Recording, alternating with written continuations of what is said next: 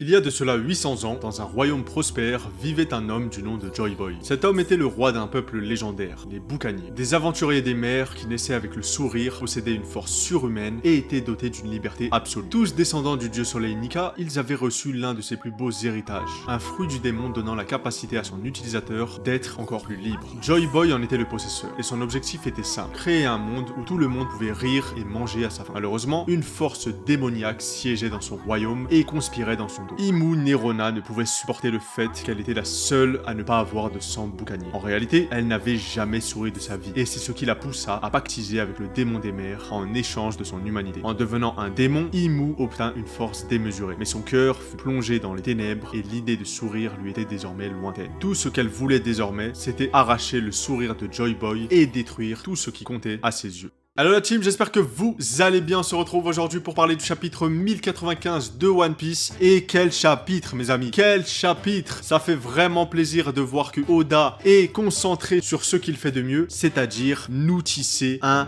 énorme flashback. Là, dans ce chapitre, on a peut-être le début du meilleur flashback de tous les temps. Ouais, j'abuse peut-être. Il y en a qui vont me dire, non, dans tel manga, on s'en fout. Voilà, moi je vous le dis, on a dans ce chapitre le début d'une masterclass absolue.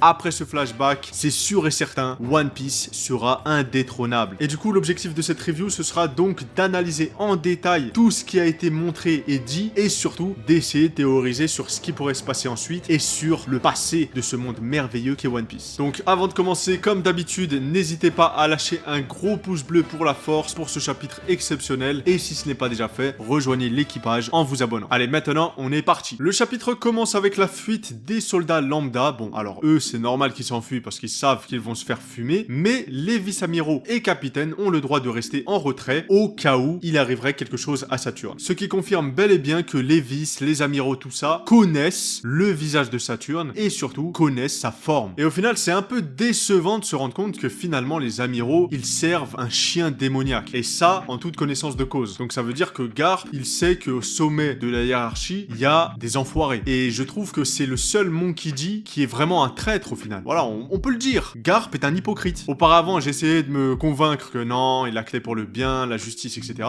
Mais là, on peut pas nier le fait qu'il fait l'aveugle sur des choses aussi terribles que le Gorosei maléfique, par exemple. Et même si maintenant on a le Sword qui veut un peu s'émanciper de la marine, je trouve que quand même, Garp, quand il voulait influencer son fils et son petit-fils à devenir des marines, c'est bizarre. Sinon, revenons à Bonnie qui a blessé Saturne, donc dans le précédent chapitre. Et comme je m'y attendais, eh ben Saturne n'a pas bronché parce que il a voulu se prendre le coup. On ne sait pas si c'était juste pour flex ou si, comme j'aime bien le dire souvent, le Gorosei a peut-être encore une part d'humanité et du coup il s'en voulait d'avoir lobotomisé son père Kuma. Ça veut dire que Saturne a exprimé un peu de remords, mais voilà, on se rend compte que ça fait rien du tout et du coup Bonnie se retrouve un peu dans le caca. Ce qui est intéressant également de noter dans cette scène, c'est que lorsque l'on attaque un dragon céleste, cela amène un amiral et là on se rend compte en fait que tous les vice-amiraux qui sont venus en renfort, c'est pour protéger Saturne au cas où il lui arriverait quelque chose. Donc on a finalement la réponse, lorsqu'on attaque un dragon céleste, un amiral descend, et lorsqu'on attaque un membre du Gorosei, eh bien il y a un amiral, plus toute une flotte, donc là je vous rappelle qu'il y avait 100 navires de la marine, tout ça pour nous montrer quoi? Que les membres du Gorosei sont bien plus importants dans la hiérarchie qu'un simple dragon céleste. Maintenant, ce qui différencie ces clochards de dragon céleste à un membre du Gorosei, c'est bien sûr la puissance, parce que effectivement, Saturne n'a pas besoin de tous ces renforts, vu qu'il a des pouvoirs totalement fumés. On va détailler tout ça, mais clairement, avec le panel de techniques que Saturne nous a présenté, il n'y a plus aucun doute sur la force du Gorosei. Déjà, premièrement, il a cette capacité qui lui permet de causer des dégâts à ceux qui le regardent, et si avant on avait vu un one-shot, pour Bonnie et Sanji, c'est différent, puisqu'il parvient uniquement à les blesser. Et donc, qu'est-ce que ça signifie? Que ce pouvoir est beaucoup plus efficace sur les faibles. Et ça, encore une fois, ça va dans le sens de mon hypothèse, qui est que Saturne maîtrise le Haki des rois. Nous aurions donc là une nouvelle forme de l'éveil du Haki des rois. Deuxième capacité complètement fumée de Saturne, c'est la régénération. Saturne a été capable de se soigner en une fraction de seconde. Et ça, pour le coup, c'est vraiment choquant. Parce que non seulement on a un personnage qui est capable d'être très fort offensivement, mais également défensivement. Ce qui fait de lui un combattant vraiment complet. Alors, est-ce que c'est lié à son fruit du démon qui est un Zoan mythique? Ou alors, est-ce que c'est lié au fait que ce serait littéralement un démon et que par conséquent, il a des capacités surnaturelles? Et d'ailleurs, ce qui vient de rajouter encore plus de crédit à cette théorie, c'est que Saturne avait toujours la même apparence il y a de cela 40 ans. Donc on peut être sûr que Saturne ne vieillit pas. Pourquoi? Encore une fois, est-ce que ce n'est pas parce que c'est un démon? Après, bien sûr, il y a également la théorie dont je vous avais parlé dans l'une de mes précédentes reviews. C'est tout simplement le fait que le Gorosei serait des invocations de Im, et que comme Im a sûrement la jeunesse éternelle grâce à l'Ope-Ope no Mi, et ben cela fait profiter également le Gorosei qui deviennent des êtres immortels, puisque Im l'est également. Et pour finir, on a un dernier pouvoir abusé autour de Saturne, et là j'étais vraiment étonné, c'est la capacité de paralyser les personnes l'entourant. Et là, encore une fois, est-ce que c'est du Haki des rois ou c'est lié à son fruit du démon? Parce qu'on a vu que Shanks, il était capable de paralyser de peur Aramaki grâce à son Haki des rois. Est-ce que là, ce serait pas pareil pour des personnages plus faibles que Saturne? Après, comme je vous le disais, ça peut être également lié à son fruit du démon. On voit une sorte de buée qui s'émane de Saturne. Ça pourrait être des émanations toxiques qui paralysent le système nerveux des personnes l'entourant. Maintenant, j'ai pas lu qu'un Noshi Oni, il est capable de faire ça. Quoi qu'il en soit, plus on nous montre Saturne, plus on comprend que cet homme joue dans la même cour que les plus grands guerriers de ce monde. Par contre, est-ce qu'on peut en dire de même pour Kizaru? Eh ben, j'ai pas l'impression. Dans ce chapitre, on le retrouve allongé au sol, pas inconscient, mais dans l'incapacité de bouger. Et pour le coup, on voit là la faille de cet amiral. Sa force réside principalement dans sa vitesse et sa capacité à esquiver les coups facilement. Mais sa défense, elle, est assez faible. Et donc ça nous montre quoi? Eh bien que dans un combat intense, un empereur met assez facilement hors d'état de nuire un amiral. Par contre, il faut quand même garder en tête que Kaido, en se prenant une attaque du même style, il est resté également allongé au sol. Et on parle là d'une créature très résistante. Donc en soi, la comparaison entre ces deux personnages est assez pertinente, puisqu'elle nous permet de nous montrer que les amiraux, ils sont quand même plus proches du niveau d'un Yonko que celui d'un second de Yonko. Par contre, pour ce qui est de Luffy, on peut l'oublier pendant un petit moment parce que là, il est bel et bien KO. Il va pas se relever avant peut-être 5 minutes, le temps qu'il retrouve ses forces. Il n'est clairement pas mis hors jeu. Voilà, il va revenir, c'est sûr et certain. Bonnie, elle attend son sauveur, et son sauveur, ça ne peut être que Luffy. Mais bref, assez parlé de combat, assez parlé de puissance. On en a marre de ça. Nous, ce que l'on veut voir, c'est de l'histoire, c'est du passé, c'est du flashback. On va parler à présent du flashback de Kuma. Alors, avant toute chose, les flashbacks, c'est vraiment le point fort de One Piece, parce que Oda, il s'est toujours réveillé en nous les émotions. Voilà, là, clairement, on a peut-être devant nos yeux l'un des flashbacks les plus dramatiques, mais également l'un des flashbacks les plus épiques, parce que ce flashback, il traite énormément de sujets, dont God Valley, sûrement Rox Dixebeck, sûrement Dragon, sûrement Shanks. Il traite des chevaliers divins, il traite des esclaves, mais surtout, il va traiter d'un peuple. Un peuple qui va changer la donne de One Piece. Et ce peuple, c'est tout simplement les Bukani. Et maintenant, je vous le dis, avec cette nouvelle révélation, on a presque toutes les clés en main pour connaître la nature du One Piece. Oda disait déjà auparavant que tout était devant nos yeux et qu'il ne serait pas surpris que quelqu'un devine la fin de One Piece. D'ailleurs, je crois que selon ses dires, quelqu'un a déjà deviné. Donc, qu'est-ce qui ressort de ce flashback pour l'instant? Eh bien, tout d'abord, l'accent a été mis sur le sourire, l'espoir, l'esclavage, la misère, mais surtout, comme je vous le disais, ce peuple des boucaniers. Les amis, la révélation est extrêmement importante car pour moi, les boucaniers sont les porteurs du dit originel. Et surtout, je suis convaincu qu'il s'agit du peuple de Joy Boy et de Nika s'il a existé. Alors pourquoi je dis ça? Déjà, concernant ce peuple, on remarque deux caractéristiques primordiales. Le sourire, Kuma arrive au monde avec un grand sourire en forme de dé et une force spectaculaire. Kuma a été réduit en esclave et il était doté d'une force surhumaine. Et que dire sur Kuma si ce n'est que vraiment, pour le coup, son enfance, elle pue le caca, mais à 2000%. Le mec a vu tous les drames possibles et inimaginables devant ses yeux. Et le pire, c'est que ce n'était qu'un enfant. Un enfant qui, au final, comme le titre l'indique, n'avait même plus envie de vivre. Imaginez, les gars, vous savez ce qui se passe en ce moment dans ce monde. Imaginez être un enfant, ne pas avoir choisi votre lieu de naissance et subir la cruauté des hommes, subir toutes ces violences, toutes ces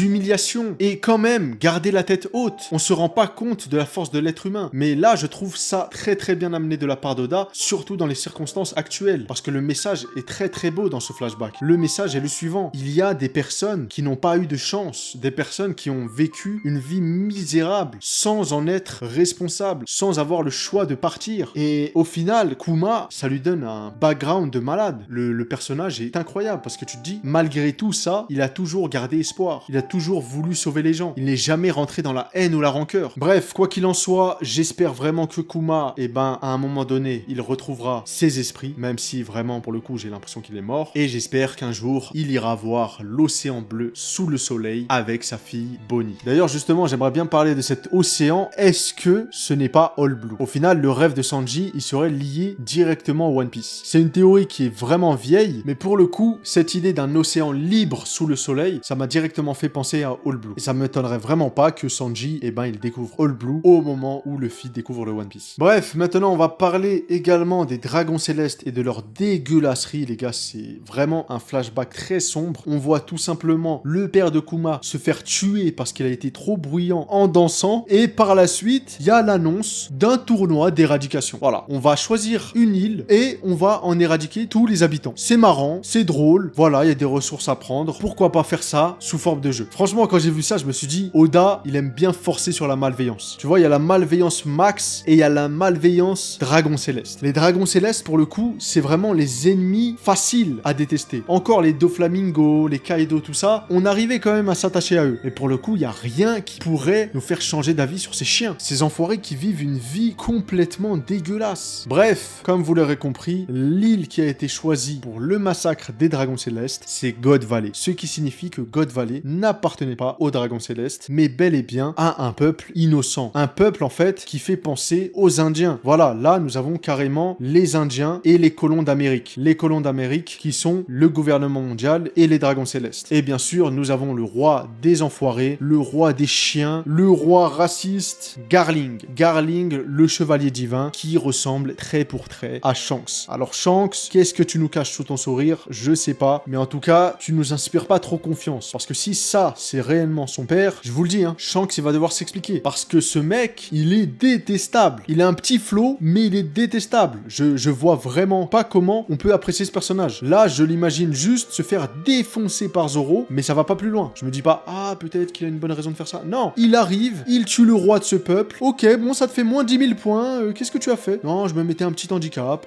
avant de commencer. Là, on a vraiment la représentation de ce que pensent les dragons célestes des humains. Pour eux, ce ne sont que des insectes. Voilà, Saturne l'a bien résumé. C'est comme s'il voyait une fourmilière et il tapait dedans comme ça, sans remords. Et du coup, ce flashback se termine avec l'apparition de deux personnages, Ivankov, qui était un esclave, et ça pour le coup c'est fou, parce que Ivankov, on l'a toujours vu souriante, on l'a toujours vu de bonne humeur, et on se disait, bon, voilà, elle vient d'un royaume quelconque, on s'en fout. Mais au final, non, c'était un esclave, et pourtant, il avait toujours le sourire. Mais ce qui est le plus intéressant, c'est sa sœur Ginny, qui pour moi, il n'y a aucun doute là-dessus, est la mère de Bonnie. Je veux dire, là, le poulet dans la main, son nom qui fait penser à Bonnie, si on me dit que c'est pas la mère de Bonnie et qu'elle s'est pas mariée avec Kuma, faudra me dire à quoi Oda veut jouer. Mais en tout cas, pour moi, il est clair et net que ces deux se sont mariés à un moment donné et qu'ils ont donné naissance à Bonnie. Bonnie qui est sûrement une petite fille, comme on le sous-entend à chaque chapitre maintenant. Non, laissez-la, ce n'est qu'une enfant. Bref, les gars, là, on est sûr et certain que Bonnie, c'est une enfant et qu'elle tient constamment sa forme adulte pour se défendre, tout simplement. Et maintenant, qu'est-ce que je voulais rajouter pour terminer sur cette review? Pourquoi on a arrêté Rox Xebec? Parce qu'auparavant, on aurait pu se dire, bon, voilà, Rox Xebec, il s'en est pris au gouvernement mondial directement, on savait pas trop pourquoi, donc Goldie Roger et Garp se sont alliés pour l'arrêter, pour lui dire, frérot, tu forces, pourquoi tu t'attaques à eux gratuitement? On sait qu'ils sont dégueulasses, mais quand même. Sauf que là, non. Rox Xebec, on a plutôt l'impression qu'il voulait défendre ses esclaves, qu'il voulait les libérer, qu'il voulait intervenir. Alors pourquoi Goldie Roger et Garp l'ont interrompu? Et ce que j'aime bien avec cette nouvelle vision de God Valley, c'est que maintenant, on se demande si Rox Xebec n'est pas également un boucanier. Est-ce que Rox Xebec, comme je vous le dis à chaque fois, ne voulait pas devenir simplement Joy Boy, ne voulait pas devenir ce dieu du soleil Nika, en libérant les esclaves de God Valley? Tout cela, c'est vraiment très intriguant parce que on se rend de plus en plus compte que Rox Xebec, ce n'est pas un méchant maléfique, ce n'est pas juste une personne mauvaise, c'est une personne qui avait de bonnes intentions, mais qui avait une mauvaise façon de les faire. Et Roger, on va se croiser bientôt dans ce flashback, donc s'il te plaît, ne nous déçois pas. Bref, quoi qu'il en soit, c'est tout pour cette review. J'espère que la vidéo vous aura plu. Il y a plein de théories que j'ai en tête, donc je vais les mettre au propre et essayer de vous faire plusieurs vidéos sur ça. Donc restez bien sur la chaîne, restez bien branchés et on se dit à très bientôt pour de nouvelles vidéos. Ciao!